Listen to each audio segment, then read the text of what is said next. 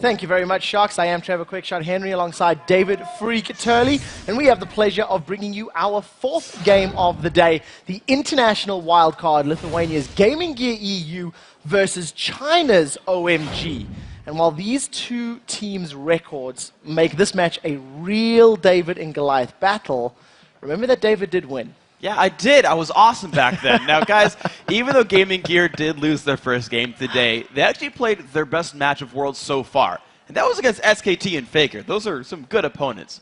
So if Gaming Gear can keep improving, you honestly never know what's going to happen. We've seen teams turn their fates around in the middle of this tournament already. Yeah, the problem is that Mazarin and the Lithuanians face the only team that has beaten SKT so far at the Worlds. That is, of course, the undefeated OMG. Yeah, OMG have been doing a very good job of winning other matches, but their just prior match against Lemon Dogs was actually really, really close. At one point, it looked like they might have lost that one. 16-13 is not an impressive scoreline against a team that's 1-3 in the groups. But, of course, OMG was able to keep their cool, and, of course, their mid laner was a big part of that one. He went 5-1-7 as Ari.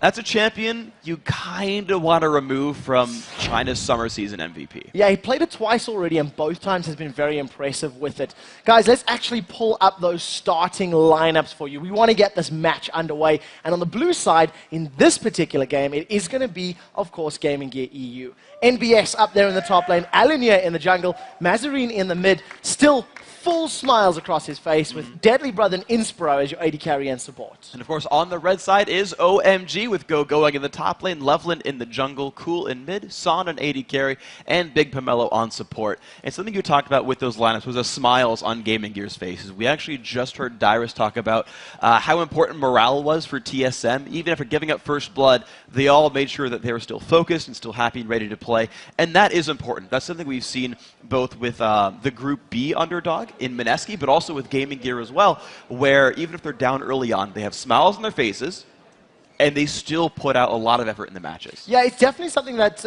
you cannot discount in these games. We've already heard from Gaming Gear that they are here to learn, they're here to absorb as much as they can, and they have been progressively improving with each of their games. So let's see how they do now against the Chinese OMG. We are into picks and bans, and as it stands, there's some shared picks and bans, or pick champions. You know, the likes of Renekton, Aatrox, we know that both of these teams play them. Yeah, and the top laners especially share a lot of similarities. Actually, they play a lot of those brawlers like Renekton in the top lane. The mid laners are actually very, very different. Whereas Cool's playing the assassins like Zed, Ari, and Fizz, we've really only seen Mazarin really play Gragas and Orianna. Now, Orianna's a champion you might see from Cool, but you actually have a bit of a disparity here in styles, and that's where I'm really going to see some of these players start diverging their picks. Yeah, we'll have to see how Mazarin can adapt his playstyle. He hasn't had the same level of impact here at the World Championships that he did have at Gamescom at the International Wildcard Tournament. And as it stands right now, both of these teams, they're really taking their time as far as picks and bans is concerned. Zed, Shentek, and Lee Sin once again targeted. They definitely want to get that one away from Loveland, who's already played it twice this tournament. And I still want to see the jungle Yorick come out, because that is one of those champions that we see banned away from OMG a few times. Loveland plays the jungle Yorick, opens with the Doran's Blade, dives as heavy as he would with Lee Sin, just uses ghouls instead of kicks to get kills. But I want to see it come out. I do. I want to see the interesting stuff come out. The unconventional picks that we don't normally see too much of. And here's a good chance. There's only one ban left. Maybe they give it away. Well, we'll have to see what they decide. Thresh has been taken away. Inspiro has played that twice already this tournament. Sona once. So we'll have to see where he defaults to. We have been seeing the likes of that Fiddlesticks as your support. But I do want to highlight that Corki is still up. Corki has only gone through one game without being picked or banned. And every other time it has actually been either played or taken off the field of battle. And if I recall correctly, both these teams have both played that champion at this point in this tournament, so you know it's available in these teams' rosters. Now, still, it's actually more aggressive early game junglers being taken away by Gaming Gear.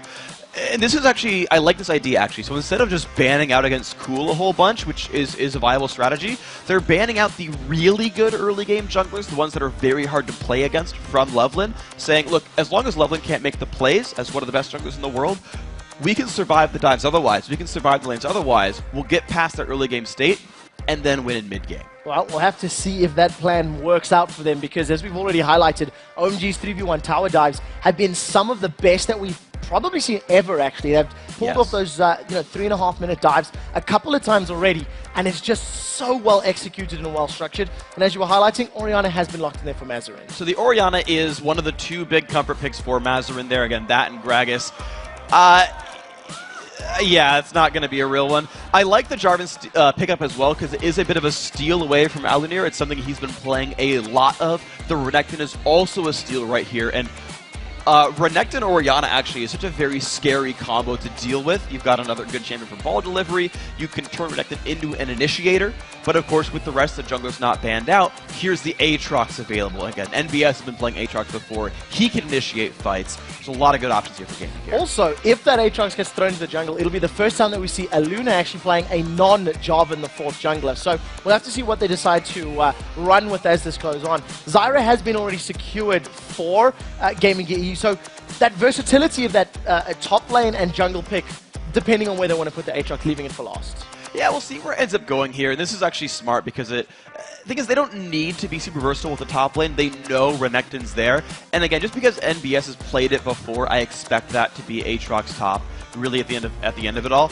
But what you're going to watch here is where else Cool wants to go with these picks, because he could have gone Ahri, he could have gone Fizz, wanted the Gragas in here actually to help knock back some of the front line, help disrupt team fights. And what I'm curious to see is what type of Gragas we see. Montecristo talks a lot about the sieging Gragas, who pokes people off of turrets. We saw actually when it was picked up against Fnatic by Ozone, it was to try to disengage the dive team. Without having their AD carry locked in, I imagine that focus could change. If they pair that with the likes of a Caitlyn, it would aid them in that tower pressure. If they pair it with the likes of a Vayne or something like that, it could aid them in trying to find those picks and the kills. So maybe OMG leaving the overall strategy to this last and final pick once they've seen all of the Lithuanian champions locked in. Well, the team composition for OMG actually works really well as a scrapping team. You've got Jarvan, who can initiate without waiting for his ultimate, compared to someone like Vi. He can keep looking for battles. Renekton's a really good jungle brawler as well. And that's actually, and then of course Gragas can get around the walls, jump into fights a whole lot, and do a bunch of burst damage. So OMG looks like a team who just wants to scrap in the jungle a whole bunch and contest for objectives. And so an AD carry who can fight often is really good, more so than like a sieger. Well, we'll have to see what they decide to confirm. The Gaming Gear composition has been rounded out now with that Vayne and that Zac. So Aatrox and Zac, we'll see what they decide to throw. We have seen NBS running Aatrox in the top lane, so this could be a jungle Zac. And, you know, we always talk about that ball delivery system. You can throw it on Aatrox, you can throw it on Zac. Either of them will do well. Against a team like OMG, I also see that counter initiation and zone control of Zyra playing into their favor if they're able to time their abilities correctly. So I quite like what Gaming Gear have stuck together right now. I do too. Zyra actually makes a lot of sense against a Jarvan Renekton combo. And remember that the Zyra was locked in after OMG showed both of those two champions. And so she says, yes, you guys can dive in, but I will knock you up, I will root you in place. And with this lineup that OMG shows, the Vayne is safe. If Deadly Brother plays a good laning phase and scales up, he will do very well in these team fights. There's not a lot of great assassination potential as long as Fiddlesticks doesn't catch him. Well, we'll have to see how it pans out for them. Kog'Maw has been locked in as the AD carry for OMG. So a vastly different composition for what we've been seeing as far as the bottom three lanes are concerned. This is the first time Gragas for Cool in this tournament, the first time Kog'Maw, and the fourth different AD carry for San. He has played Kate, Corki, Tristana, and now Kog'Maw, so he's really showing diversity in his champion pool. It's interesting to me that he actually showed Kog'Maw as opposed to someone like Tristana, just because there's a lot of backline diving available, and Tristana's a little bit more selfish, can push back the Zac, but we'll see how the Kog goes. He'll do a good job killing tanks in the front line. Definitely going to have to keep his control of that W locked down. Guys, before we get to this game, let's check out who you actually think is going to walk away with that W. According to LOLesports.com, 93% of you guys think that OMG will go to 4-0 and end the first half of the group stage with a perfect record. And all the analysts said OMG as well. This is one of those games where everyone's on the same page, so we might all get it right or wrong, but the standings won't change. There is a very big problem with all of the analysts agreeing on OMG. Crepo has picked them too.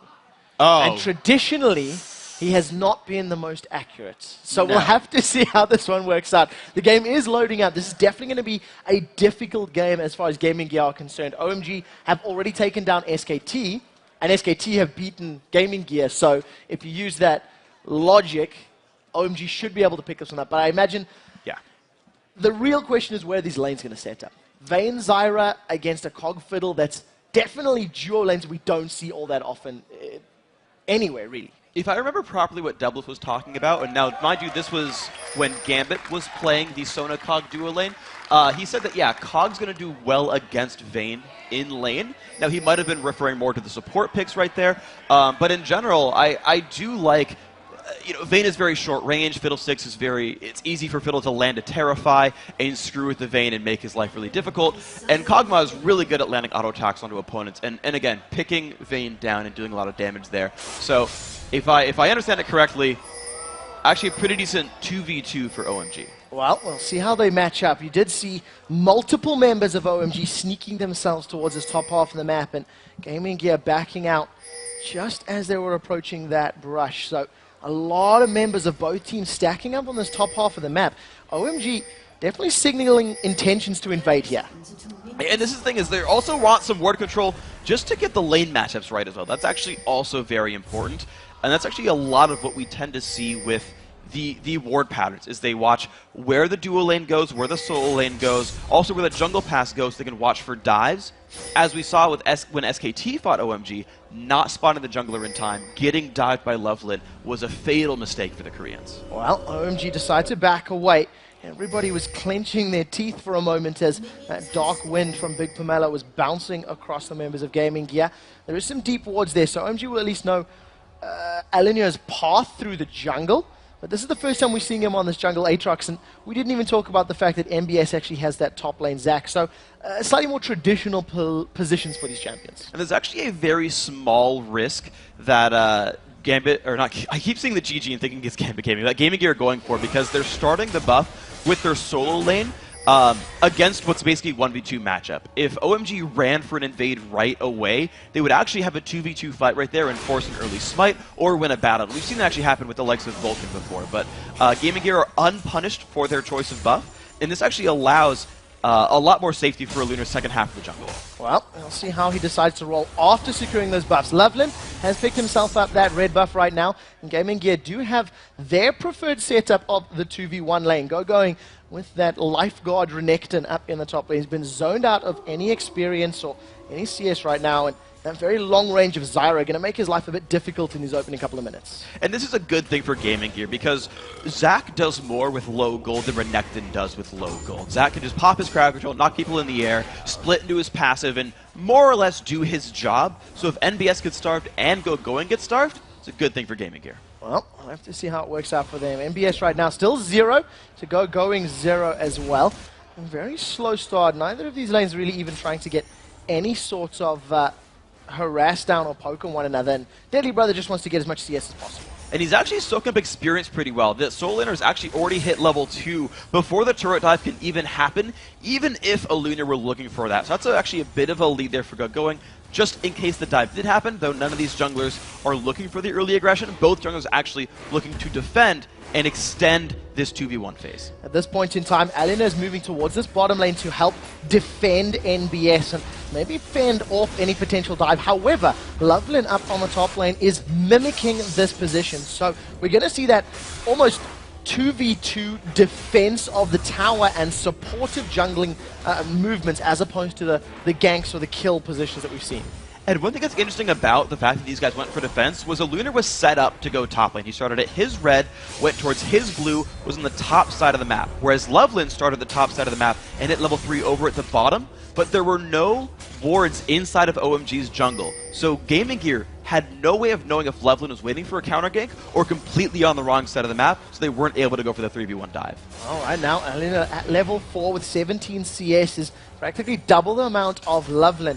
Of course, that Jarvan has been trying to help defend this tower with a shorter range on Vayne. Makes it a little more unsafe if you're trying to get any DPS down onto that tower. And for the time being, GamingGear happy to be passively farming up. Yeah, they are so far. Honestly, getting a Vayne with some free farm is going to be a pretty wonderful thing. Internet Explorer, unfortunately, League of Legends is still doing fine though, so not a big deal. Yeah, that is it. We have switched back over, and now we see Mazrin has been jumped on. Fools already burnt that Ignite. Mazrin forced to fall backwards, but is sitting on 250 HP. He doesn't have any potions to use though, so may have to recall and get back. Great there from Going. He's going to use Renekton and shuts down that ward the moment it's put down. And I like the early recall from Loveland for the wards. It will allow him to exert a bunch of control over this mid game. With the pink ward, he can set up a gank path. With the green ward, he can set up defense as well for any one of the isolated lanes. For example, NBS wouldn't have to recall if Loveland warded for him.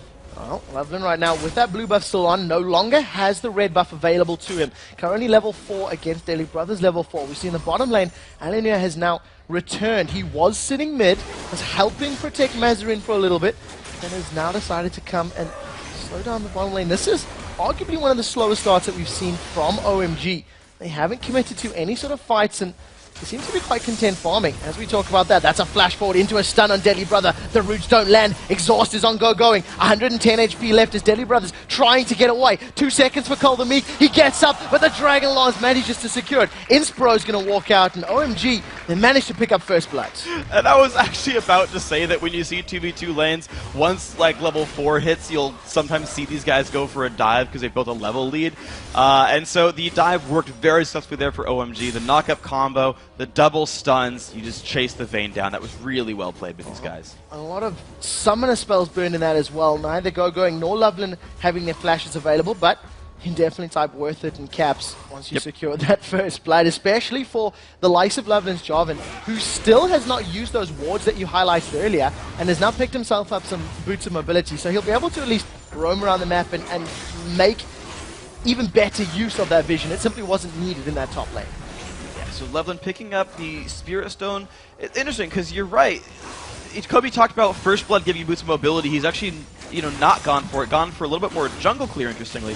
But yes, he can cash in with the pink ward. They can actually pull Going. At 7 minutes, you probably could contest a dragon because you have the numbers lead in the bottom half of the map if they wanted to give up top lane pressure. That's a theoretical possibility for these guys. But it seems like they're more worried about keeping the lanes in good shape, maybe setting up a couple more ganks, and keeping turrets in good shape. At this point in time, that blue buff will be coming up from Gaming Gear in the not-too-distant future, and we'll have to see if Loveland puts any concerted effort on that. As it stands, he's roaming towards this top lane, has just stepped right over a ward, does still get condemned into the wall, but not the wall Deadly Brother was planning. So nothing really going to be found there. Like, Loveland's staying at the top side of the map. He can keep trying to contest that lane. And honestly, he could revisit Vayne. There's no summoner spells left aside from Inspuro's Flash over there. So the ability to dive still very much exists for these guys. OMG really could keep revisiting that lane, and it would probably work out for him. Going has hit level 6. He's got a 10 CS advantage over NBS's Zac right now. And of course, if he's able to lock anybody down with his stun or the knock-up of Jarvan, his ultimate will allow him to shred through them. We see San and Big Pomelo now fending off some minions on this bottom wave. We see he's 63 CS to the 58 of Deadly Brother. So mechanically, Gaming Gear are keeping mostly up as far as the CS is concerned. They're doing a pretty good job. There's the attempted dive there on a Deadly Brother, but there's not enough follow-up damage available. And there's a lot of MIA pings coming out right now from Gaming Gear because they don't see Cool. Of course, Cool is just grabbing his blue buff, but that's what's now unlocked in this map. Organa not a great roamer, but Gragas is. And so OMG's got a better mid lane for fighting, but a Lunir is already set up to dive this top lane. Inspro's currently level 5. He's a couple minions away from that level 6. We'll have to see if the Stranglethorns is available for use in this fight. If he can get a good route down, maybe might be enough. That's a level 6 Alinir as well, so they have the recipe. They just need to land the CC in order to pick up kills here. The lane's unfortunately not pushing. Look at how passively OMG are playing. They're actually not trying to re-dive. They haven't had eyes on a Lunir in a very long time. And even though we know OMG loves to dive and fight all the time, they're checking their aggression when they know there's elements that are question marks here on the map. Well, as long as those questions remain unanswered, OMG are not committing to anything they don't want to. Cool. Toying with positioning, making Mazarin scared, knocks him backwards. Body slam is available, throws it down. Ignite is now ticking, he continues chasing. 200 HP and he forces Mazarin backwards, but not enough to pick up the kill. And Cool just really stomping authority on the lane. We do see there's an engagement up in the top lane. Cataclysm was used, Stranglethorns was available. They condemn going backwards, and Deadly Brother, the 100 HP, gets out cleanly. The Ignite, not enough to securing him, but OMG winning every skirmish in every lane. They traded the, basically just, they got rid of the exhaust, but here comes the spear onto Lunir. Oh, look at that fear. Throws Lunir backwards. The silence comes up. Barrel continues to put damage down, but thanks to that command protect, Lunir manages to get out mostly cleanly. Flash was burned. Tower in the bottom lane's been picked up for OMG, and they may get top as well. Lunar's been spending so much time trying to gank the mid lane and not succeeding, whereas Loveland's been helping his 1v2 top lane that San and Big Pomelo just got damage in the turret slowly but surely until it fell over, whereas the top lane was never in danger. And now, because of the lopsided engagement, there's a bit of a lead here on the bottom side of the map for OMG. And now with, of course, that Fiddlesticks fear and the ability to tank up that dragon, Cool, San, and Big Pomelo secure this without the aid of Loveland's jungle Jarvan. That smite not even needed. Numbers advantage, they extend that gold lead to 3,000 gold within 30 seconds. And it's at this point that GamingGear need to stop, plug the hole in their ship, as it were, because OMG are pulling further and further ahead. Yeah, they've got to really realign their gears here and just get working as one well-oiled machine. A little bit of damage goes onto that top turret, but as we just said, the fact that Loveland has kept this lane going really well for Renekton, kept the turret from taking damage, there's just no headway to be made here from GamingGear. The only turret that they could really pressure here is the mid lane when Cool goes to roam. But when Cool goes to roam, there's probably a kill that OMG will pick up for it. Well, Loveland is now, does not have his Cataclysm available, trying to get in range. Deadly Brother and Inspiro were backing away as Loveland was approaching, so they did see him coming from that Tribush ward, and you can see Sun now taking over defense of this top tower from Going. He's now going to try to fight against this other hyper carrier Vayne, and he's got a small item advantage right now with that Phage and Zeal. So we're going to see another Trinity Force Kog'Maw. This will be the third of Worlds, if I recall correctly. It's definitely been the only build we've seen from Kog'Maw so far here. Even though Double have said it was weird and inefficient and he'd rather see Blade of the Ruin King come out from this champion, it seems that everyone else in the world stage seems to agree, and we'll see if it pays off here as well for San. Just 0-0-0 so far, but building the minion kill lead. But what's interesting to me is the pink ward that OMG put down in the top lane River Brush. It looks like they're trying to keep pressure on that side of the map, that their bottom lane is winning by its own. They've already killed the turret. Here's their next sort of focus that they're going to put effort on.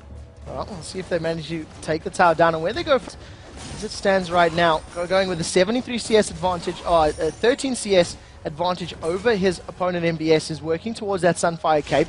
And just going to become a tanky, beefy crocodile like only Renekton can. The numbers are still close, but the thing is, OMG just got more presence on the map. It seems that GamingGear, and Alanio in particular, he hasn't been a factor in the game as of yet. We haven't seen knockups from him. We haven't really seen him put any damage onto any of OMG's champions. Exactly. He's been trying to gank the entire time, and none of it has succeeded. And here comes a dive. Big Pomelo's going to throw down the Crowstorm. We finally see Alanio getting involved. Big Pomelo forced to flash away as the Stranglethorns throw San up into the air. He now backs away. Living Artillery is going to smack down in the faces of GamingGear. They continue to focus down as the tower is now dropped in the background. That's 3 quick kills as the passive of Zyra comes out. Throws down the true damage, but it is going to be a dead Zyra, and that's 3 plus a tower, and OMG just make it look easy, even with that Stranglethorn. They used the low HP tower to really bait GamingGear into defending right there. They killed the turret during the engagement and just took the kills. There's so much crowd control available there, the silence, the tanky frontliners. That's just a fight you get to do when you're ahead. Now Mazarin's in a little bit of trouble. You see Cool coming in from the background. Command attack going out, trying to clear the wave. He's feared, he's silenced, he is crushed by Loveland, who is now on a killing spree at 3-0-2. And OMG are now 5 kills ahead, 2 towers to 0. They've got a dragon, and it's accumulating to 6,000 gold right now. And this looks like the OMG that is 3-0 in the group stage. This is the OMG that people are saying, you know what, they're topping the group and they're showing how strong they are. This fight's going to be interesting. I expect they're going to win this fight. Going actually started that Dominus just to help finish off the red buff, and NBS basically jumped into the damage. Cool right now does not have that explosive cask available, and Alanir is just going to walk away saying, I don't really want to fight this Gragas right now. Yeah, so OMG are just taking really everything from the map right now. 2 outer turrets already gone, 5-0 in kills. Everything is really going these guys' way. And this is, to me now, you kind of want to look at this and for all the other teams say, look, this is OMG. They have made every choice correctly. When you look at what the junglers did, Elunir trying to gank, never succeeding, whereas Loveland stayed top lane, actually got a kill for his team, kept his turret alive, whereas the OMG dual lane killed a turret. Decision-making's been good for OMG. All the die's been good for OMG. This is another one. Oh, take a look at that. Bounces Deadly Brother backwards, condemns him into the wall. Cool got stunned up, and he decides to back away. You actually seen Sun and Big Pomelo. They did not follow in. They didn't chase that down. Maybe Cool biting off a little more than he can chew right now. Yeah, that probably wasn't the most successful idea from him, but he has some cool direction in his build. His explosive cast actually most of the way back from cooldown. And Gragas runs around so fast, and the team is so well coordinated, he left mid, but Levlin took over the mid lane farm. So they didn't even miss anything for doing that. In fact, they burned Vayne's ultimate, and Gragas will be back first. Well, Big Pomelo now just hiding off to the side of this. OMG pushing all 3 lanes simultaneously, and we're seeing really controlled aggression from them. Knock up. Oh, not landing this time around as Levlin's flag and drag, not throwing him towards Aluna.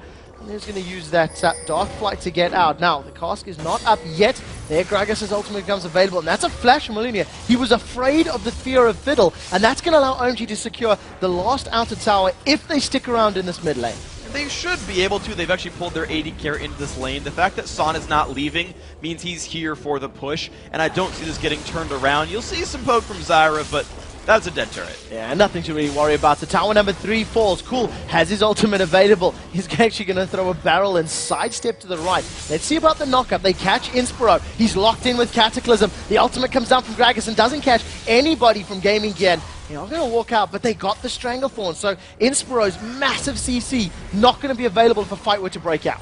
And if they want to go for this one, with Dragon up in 3 seconds, OMG has full control. Everyone on the team for OMG on the bottom half of the map, it's fully theirs. So going, throws down Dominus. He's trying to battle out Deadly Brother. In comes Big Pomelo from the side. Nobody's caught by those crows. Deadly Brother now recommits onto Big Pomelo. That massive 3-second fear into Drain. Fiddle is still alive. Fiddle gets out cleanly before Elenu comes in. Throws down the Massacre to secure the first kill of the game for GamingGear. Now he's running, and like only Elenu can. The Bloodwell comes out. He's stuck down in the passive, and OMG secure the 8th kill. They're going to take the bottom inner turret. If they want to tank it up, going to decide back, as MBS is going to be a tasty, juicy target. The double revives of Zac and Aatrox not going to be enough. OMG just in a commanding lead. That was really interesting fight awareness by OMG, because Zac was reviving under the turret. Levlin tried to deal some damage, was like, actually, the turret's doing too much. You guys can kill him later. Go dive the Aatrox. I'll just zone him out on the other side of the map. And they picked up the kill anyway, despite the Zac revive coming through. These guys are in complete control. So, one thing you talked about a little while back was the Trinity Force Kog'Maw. And what I actually like about the Trinity Force Kog'Maw is 2 things. So one is you can re-trigger the double base damage Sheen proc with your ultimate very easily. But also, when you trigger your W, you get 700 plus range, and it counts as spell cast. So the very first thing you can do is be like, I hit you for 300 damage. And in a laning phase situation, you just get to poke Vayne. And they actually, once they got Trinity Force done, he went to go fight the Vayne matchup and said, I'm going to poke you for 300 damage every time his ability's up, plus my ultimate. And you can't discount the mobility it gives you as well. Right now, Loveland with that Oracle's Elixir and finally getting the boost of mobility. I got boost of mobility into speed confused earlier. He is now roaming around this map. Cataclysm is up, as is his Flash. The Dragon is available for taking, and OMG with this immense 10,000 gold lead before 20 minutes, as well as the Ring of Vision on that bottom half of the map, could decide to go for it. We do see blue buff was secured by Deadly Brothers. Oh, it just respawned, actually. I'm being very silly. Loveland and going in to secure this one up. Sun actually gets that last hit with his Living Artillery. I like that a lot, because now that Kog'Maw's level 11, the rank 2 Cog ultimate not only gets more range than rank 1, so he can use it more safely, but it deals a lot more damage as well, and he can actually poke GG off their turrets. There's no sustainer on that team. They can get some real headway now on this siege and get into the base by 20 minutes. The 5th tower of the game has now fallen. Command attack being used just for vision here from Mazarin, trying to keep tabs on the Chinese players' movements. They now roll to the mid lane to secure their 6th tower of the game. This is turning into a PvE matchup as OMG are just completely controlling this map. Now, Crowstorm is available, and we've seen Big Pomelo not afraid to use that in fights, and Vayne wasn't even able to kill him in the previous one. No, exactly. And this is really smart by OMG. They've already taken the 6 outer turrets down before 20 minutes because there's been no global gold coming in because the lanes are pressured so much. There's no items coming in, and here's the dive. Oh, Crowstorm comes out, a very nice route is going to keep OMG backwards, but it's not going to be enough. San secures the first kill of the fight on Mazrin. Shockwave was not even used, and now Inspiro is going to need to find some inspirational music to save him. He gets dropped down. It's a second kill for San. He's now unstoppable at 5-0-4. A good condemn into the wall is going to force going to flash, but MBS didn't even get the knock-up in there. Let's Bounce comes out. And GamingGear are all over the place right now. They are just being split up, and OMG are having their way. The inhibitor turret is now being focused down, and a 5 versus 3 defense. There's no ultimates available here for the defending members of GamingGear, and it looks like they're going to back away. The tower will drop very, very soon, and OMG, they're going to decide to back away as GamingGear respawns. Yeah, that is the aggressive, take no prisoner style of the top teams in China. Look how little room to breathe they have given GamingGear. Nothing was held away from them. Okay, we'll protect our own turrets, but then, oh, we got the first turret. Oh, we got the first kill. We'll take everything now. OMG turned back for Dragon. That'll take them all of 15 seconds. But as he said, it was in 20 minutes 6 turrets were down. No items, no good items have come in for the GamingGear lineup, and OMG keeps diving and forcing the fights and constantly just knocking at the front door. GamingGear now with a 5-man stack in this mid lane. They're trying to get onto this tower. The Shockwave comes out. It only manages to catch Cool. He's going to flash away from the roots, and Inspiro and the rest of the team still unable to secure that tower. 0 towers for GamingGear right now. Take a look at those gold values in the bottom of your screen. 3,000 difference between basically everybody. 80 carries, that's 4,000 right now. It's so difficult to do anything with that sort of item differential. It's brutal. It's really, really, really brutal. Deadly Brother just now has finished Blade of the Ruin King, so he can finally be a little bit useful in fights. But when you're fighting a Renekton with Brutalizer and Sunfire Cape, he'll kill you. Inspiro almost gets one-shotted there from Cool's Grog as Dominus is thrown down by Going. A flash forward from Loveland. He slam dunks the Cataclysm. Deadly Brother forced to flash out as NBS follows suit. The Blades of Torment is going to slow members of OMG in the background, and Going's Dominus is about to wear out. A very good Stranglethorn throws up OMG. Now Deadly Brother silenced up. He can't tumble. The first victim of the fight is Going as GamingGear double their kill score. We do see in the background NBS was dropped, and San is chasing. The mobility of that Trinity Force is so will He's out of mana though, so can't keep spamming those living artilleries, and this is going to allow OMG to secure the inhibitor. Even a 1-for-1 is enough for these guys though. OMG will be able to get the first one, and there's a minion wave at the bottom turret as well. So they're going to turn their focus down onto this tower. The Condemn actually pushes Cool to safety as the body slam gets him out of distance of that wall. So Inhibitor is now down at 22 minutes with a 10 kill advantage and a massive gold lead. OMG, it's up to them what they want to do. They can most likely clear the jungle, maybe go for Baron, and then try to force down the last towers. They've played a very controlled game so far. Yeah, it's worth giving Son a full mana bar, letting him take red buff, and they don't even need to go for Baron. Sure, they could choose to if they wanted. Nothing would stop them. They'd get it and have another easy way to push into the base. But basically, seeing OMG close out games is important to watch, because we've seen scorelines this different before and have them take another 10 minutes to close out.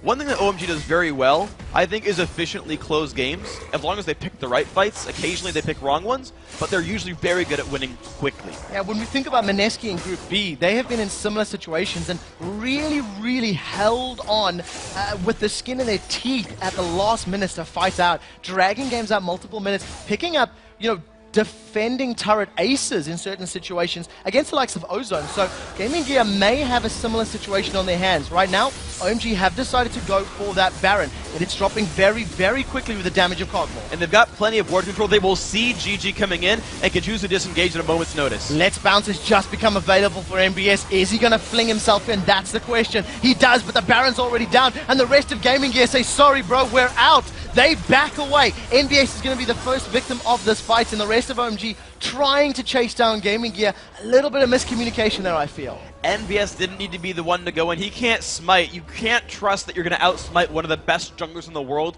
when you don't even have the summoner spell yourself. At the very least, wait for a Lunar. But here's a 5v4 with Baron buff. This is surely OMG closing out the game. 20 seconds on the clock before MBS is available. Let's Bounce will not be there when he respawns. The tower's going to fall. OMG now onto the second inhibitor turret. There are super minions pouring down the middle lane, and OMG may decide to close this one out. Even in a 5v5 situation, it seems impossible to me that GamingGear could win a fight.